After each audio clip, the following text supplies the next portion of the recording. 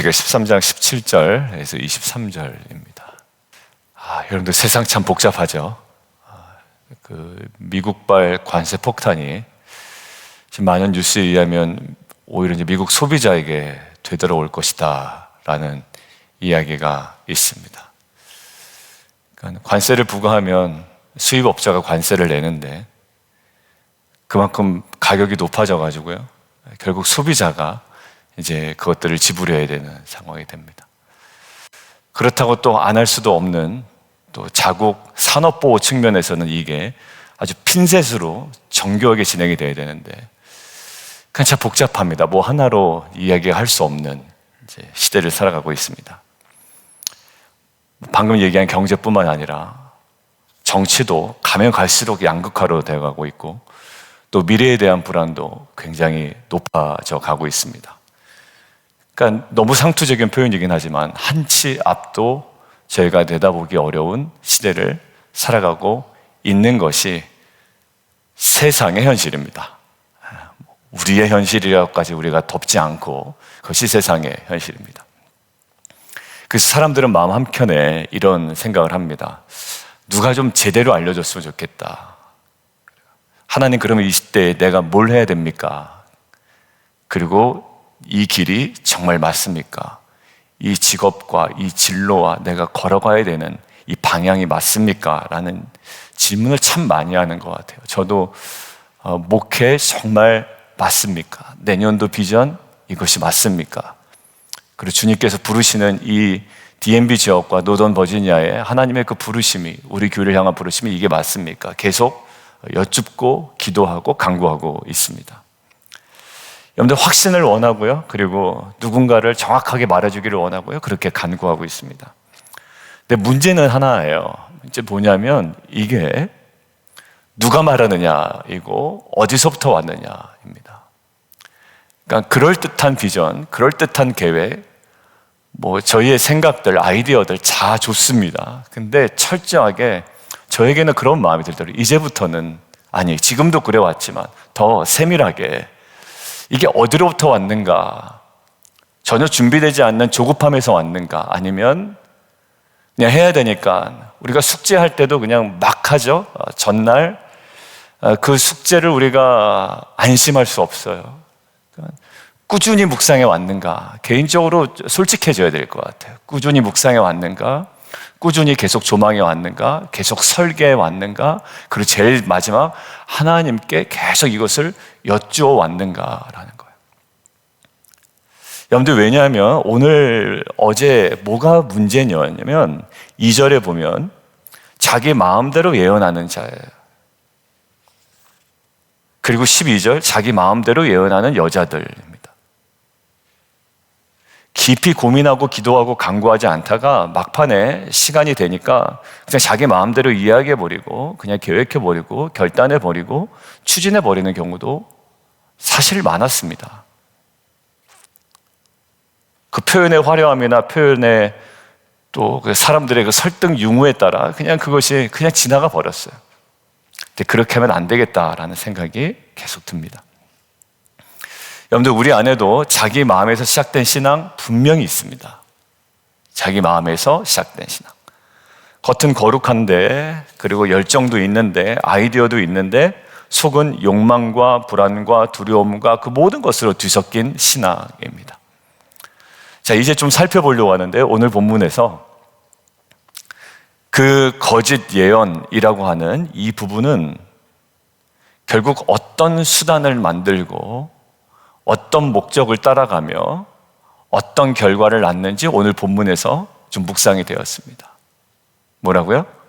어떤 수단을 만들며 어떤 목적을 따라가며 어떤 결과를 낳는지 첫 번째 한번 보겠습니다. 거짓된 예언을 오늘 보니까요, 왜곡된 수단으로 사람을 미혹하더라고요.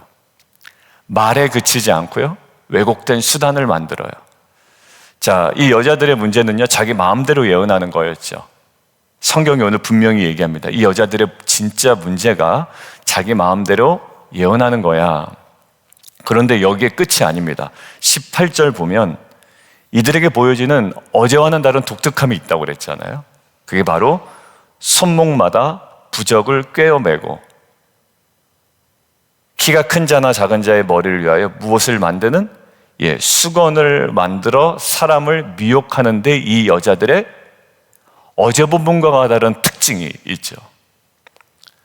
여러분, 부적과 수건 밑에 설명 나와 있는데 주술적 행위를 하기 위한 무당의 도구라고 보시면 됩니다. 무당의 도구. 조금 더 쉽게 얘기하면 뭔가 거룩해 보이는 영적 장치, 수단을 만들어 사람들을 더 가중시켜 미혹하고 있는 거야. 자기 마음대로 예언할 뿐만 아니라 무엇으로요? 그럴듯한 영적인 수단을 가지고 사람들을 미혹한다라는 거죠. 자, 오늘 장면을 묵상하는데 이런 분명한 깨달음이 왔어요. 거짓된 예언은 단지 말에 그치지 아니하고요. 여러분들 이단들 한번 잘 생각해 보세요. 거짓된 예언은 단지 말에 그치는 것이 아니라 항상 왜곡된 수단이 따라오더라. 이게 이제 생각이 됐습니다. 여러분들 이단들 특징 보시면 항상 말만 틀린 것이 아니라 자기 말이 온전하지 않기 때문에 더 강력한 왜곡된 수단을 사용하는 경우 많이 보셨을 거예요. 말씀이 점점점 사라지면요, 뭐가 하면 목소리가 높아지거나 화를 내거나 아니면 무엇인가를 강력한 사건이나 장면들을 자꾸 강요하거나 뭔가 왜곡된 수단들이 나옵니다. 말씀이 사라지면 입 바른 소리를 잘하더라고요. 그냥 말씀을 나누면 되잖아요. 말씀이 내 안에 온 거, 나를 깨우친 거, 나를 새롭게 한 거, 나에게 도전하는 거, 이게 나눠지면 야, 말씀이 역사하는구나. 근데 이게 뭐가 나오냐면 자꾸 입 바른 소리가 나와요. 거기에 뭔가 왜 그럴까라는 그 입 바른 소리가 나와요. 왜? 뭔가 수단이, 왜곡된 수단이 자꾸 앞으로 나오게 되어 있어요. 튀어나와요. 여러분들 예언 기도할 때 그냥 기도해 주면 돼요. 예언 기도 여러분들 잘 믿지 마십시오. 뭐 누구한테 기도받았는데 뭐 한다더라. 여러분들 이거는 굉장히 조심해야 될 필요가 있습니다. 제가 한 가지 정확한 사실은 이전 공동체에서도 그 예언 막 이렇게 하면 정신이 없어지더라고요. 안 맞았어요. 그리고 뭐 누가 그렇게 될 거고 어느 사역자가 이렇게 될 거고 하나도 맞지 않았어요. 여러분, 근데 거기서 뭐가 더 문제냐면 헌금부터 하라고 얘기합니다. 무당이죠?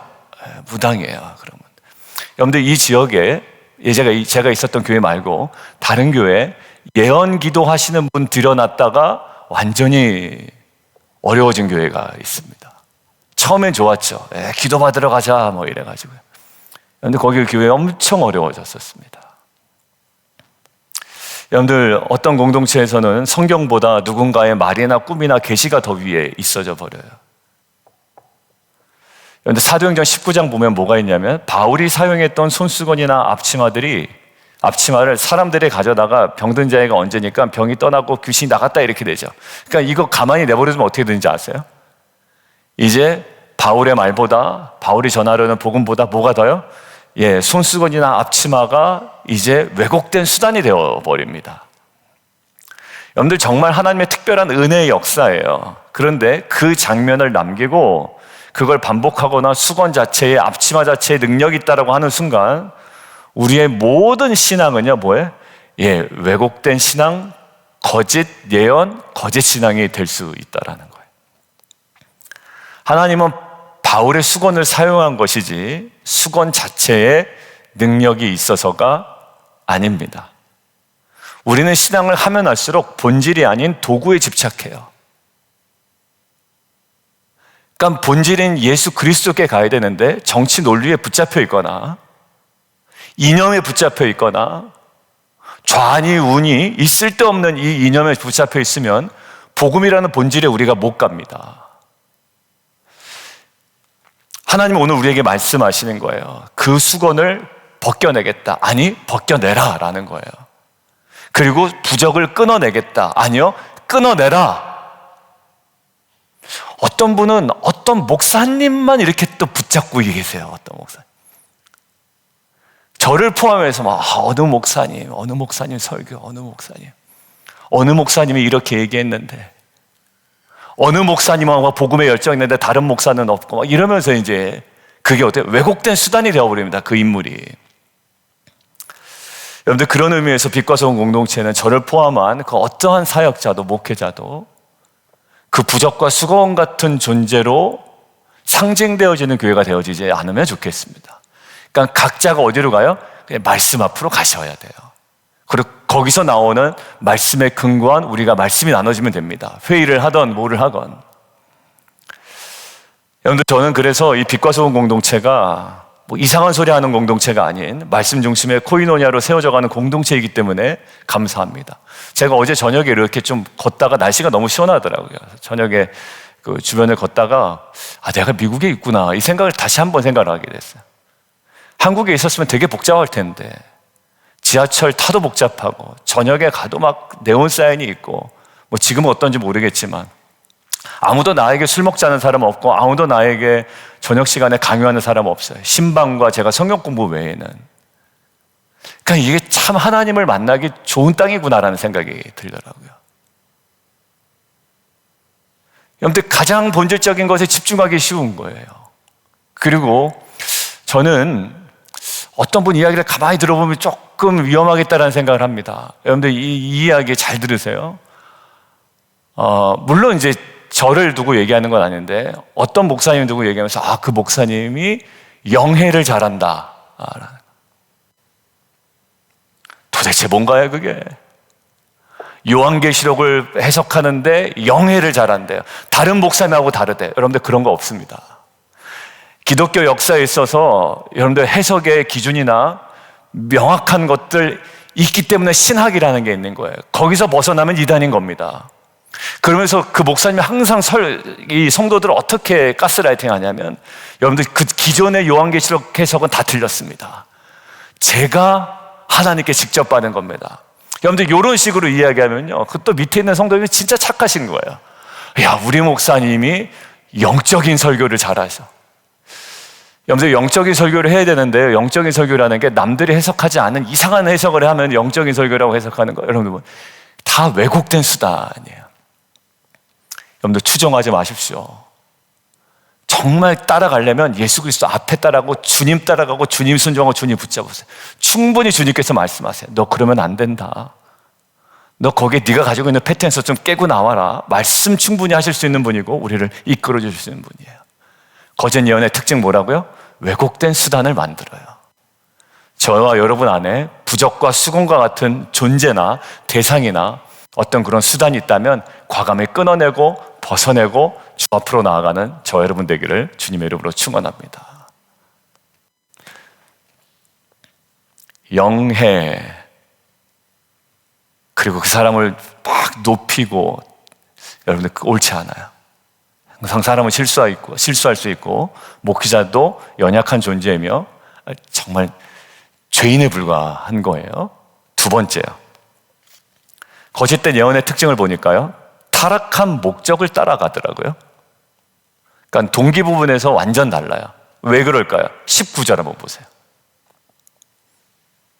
지금 그 여자들에게 경고하는 거잖아요. 19절, 너희가 두어 웅큼 보려와 두어 조각 떡을 위하여. 제가 이게 한국어로만 이렇게 번역이 됐나 원어를 봤더니 이게 목적을 나타내는 전치사 맞아요. 그러니까 이것 때문에예요. 얼마 되지도 않는 이익이에요, 사실. 그런데 이 작고 사소한 유익 때문에 사람을 속이고 하나님의 이름을 더럽힌 것입니다.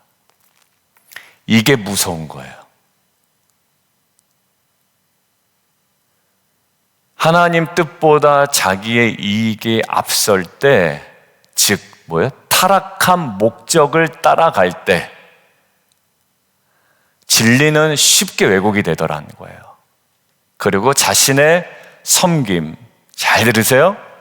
목사의 섬김, 조목사의 섬김, 조목사의 사역, 저와 여러분의 섬김과 사역조차도 타락한 목적을 따를 때 자기 욕망을 포장하는 수단이 되어버릴 때가 너무나도 많다라는 거예요. 이 시대도 마찬가지죠. 이만큼 드리면 이만큼 응답하십니다. 하나님께 드릴 마음이 있는지 보시려고 시험하십니다. 그러면서 이단들의 특징은요, 무엇인가를 강요해요. 무엇을 위하여? 그 재정적 이익을 목적으로. 우리는 좀 안심이 되죠. 그런데 두 번째 피해갈 수 없는 게 있어요. 나의 영향력을 위해 공동체 안에서 나의 조금 더 인정을 보여줘야지 하다가 어떻게 가냐면요, 제가 이런 모습을 봤어요. 내가 공동체 안에서의 인지함을 좀 강력하게 보여줘야지 그러다가 진리를 막 무너뜨리더라고요. 왜요? 그 사람을 포용해야 되니까 괜찮아. 담임 목사는 좀 이렇게 빡빡하게 굴어도 괜찮아. 나는 괜찮아. 사실 괜찮은 거야. 여러분들 이게 어느 선을 딱 넘으니까요, 공동체가 굉장히 혼란스러워지는 경우를 이전 공동체에서도 봤고 저희 공동체에서도 사실은 봤습니다. 그러니까 내가 너그러워져 버리는 거예요. 사람들 앞에 영향력이 있어야 되니까. 그러니까 뭐예요? 왜곡되기 시작해요, 진리가. 큐티도 안 해도 되고, 애들 뭐 큐티 강요할 필요도 없고, 그리고 결국 뭐예요? 아빠 자체가 큐티를 안 해. 안 해요. 그리고 그게 다 괜찮은 거예요. 괜찮은 거예요. 여러분들 결국 자기 이름을 높이기 위해서 공동체 안에서 자신의 영향력을 구축하기 위해서라면 타락한 목적을 따르는 신앙과 별반 다르지 않아요. 지금 얼마 안 되는 것을 위하여 자기 마음대로 예언하는 것과 별반 다르지 않다라는 마음을 주셨습니다. 사역의 순수성, 그리고 평신도, 그리고 목회자의 사역의 거룩함은 가장 핵심이 뭐냐면 하나님의 선하시고 온전하시고 기뻐하시는 뜻이 무엇인지를 우리가 정확하게 분별하여 그 지점과 맞닿아 있는 그곳에서 그 거룩함이 시작되는 줄 믿습니다. 뭔가 영향력을 주고 싶어요. 거기서부터 이제 무리가 생기기 시작하는 거예요. 왜? 그것이 타락한 목적이기 때문에 그래요. 근데 한 텐트, 큐티직인가요? 큐티직에서 거기에 이제 큐티직에 대해서 얘기를 하는 거예요. 목사님, 제가 좀 이러쿵저러쿵 좀 이야기했는데요, 큐티직이가 그냥 똑부러지게 저한테 얘기하더라고요. 이렇게 얘기를 해요. 그래서 처음에는 조금 그랬는데 참 감사했다고 그러더라고요. 그래서 그 얘기를 들으니까 제가 더 감사한 거예요. 그 큐티직이가 저한테 와서 얘기 안 했거든요. 한마디도 얘기 안 했어요. 근데 나중에 그분이 했어요. 제가 좀 이러쿵저러쿵 얘기했는데 그냥 그 자리에서 똑부러지게 얘기를 해줬다는 거예요. 여러분들 그 관계 생각하면 그냥 이렇게 어물쩍 넘어갈 수도 있거든요. 근데 그것들을 정확하게 이야기해요. 왜 그럴까요? 분명한 목적이 있기 때문입니다. 교회를 살리고 회복시키고, 그리고 이 지체를 진리 안으로 이끌게 하기 위해서. 세 번째요, 거짓된 예언의 특징을 보니까요, 결과를 뒤바꿔 놔요. 아까 얘기했죠? 왜곡된 수단, 타락한 목적, 뭐예요? 뒤바뀐 결과예요. 자, 가장 거짓된 예언의 무서운 결과가 바로 여기라고 생각합니다. 모든 질서가 뒤바뀐다는 거예요. 그러니까 제가 써놓기는 뭘로 써놨냐면 전도라고 써놨는데, 우리가 복음을 전하는 전도가 아니라요, 그게 전도되었다 이런 말 아시죠? 앞뒤가 뒤바뀌었다. 전도된 결말이에요. 오늘 본문 보세요. 19절. 너희가 거짓말을 지어내어. 그래서 결과가 어떻다는 거예요? 19절 후반부. 죽지 아니할 영혼을 죽이지 않아야 되는데 오히려 결과를 전도시켜서 어떻게 돼요? 죽였어요. 그리고 살지 못할 영혼을 결과를 바꿔놨죠? 살리는 도다라는 거예요. 그리고 22절 보세요. 내가 슬프게 하지 아니한 의인들은 너희가 거짓말로 오히려 근심하게 하고 결과를 뒤바꿔 놔요. 왜? 거짓된 예언이에요.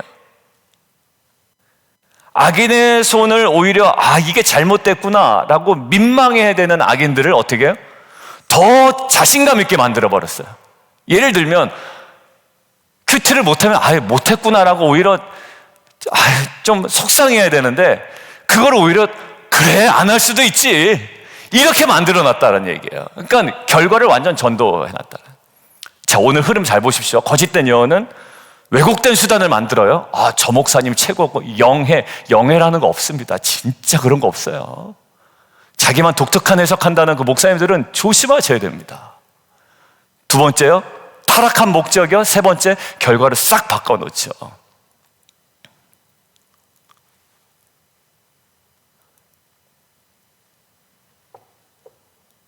회개할 사람이 위로받고 바르게 사는 사람이 오히려 정죄받는 상황을 만들어버려요. 거짓된 예언이에요.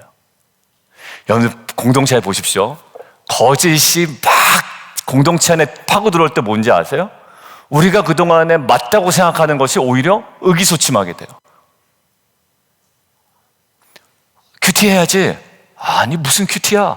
이 분위기가 많은 거. 오히려 큐티하는 사람들이 길을 못 피는, 저희 교회는 그렇진 않지만 거짓된 예언이 점점점 들어오면 들어올수록 그렇게 됩니다. 예전에 실제 하나 얘기할게요. 저희 교회 성도님이요, 다른 가정 자녀들한테 가서 큐티하지 말라고 얘기한 거예요. 결국 그 집사님 떠났습니다. 이거는 엄청난 일이에요. 왜 그 아이한테 큐티를 하지 말라고 그래요? 무섭죠.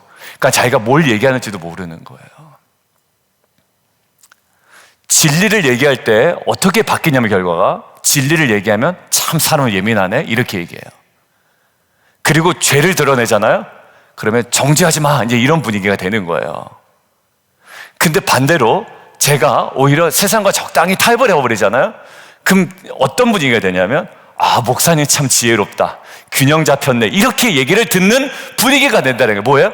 거짓된 예언이 그러한 전도된 결과를 낳는다는 얘기예요. 완전 거꾸로 된 세상이죠. 이게 거짓의 결과입니다. 어디서부터 나왔어요? 창세기서부터 나왔어요.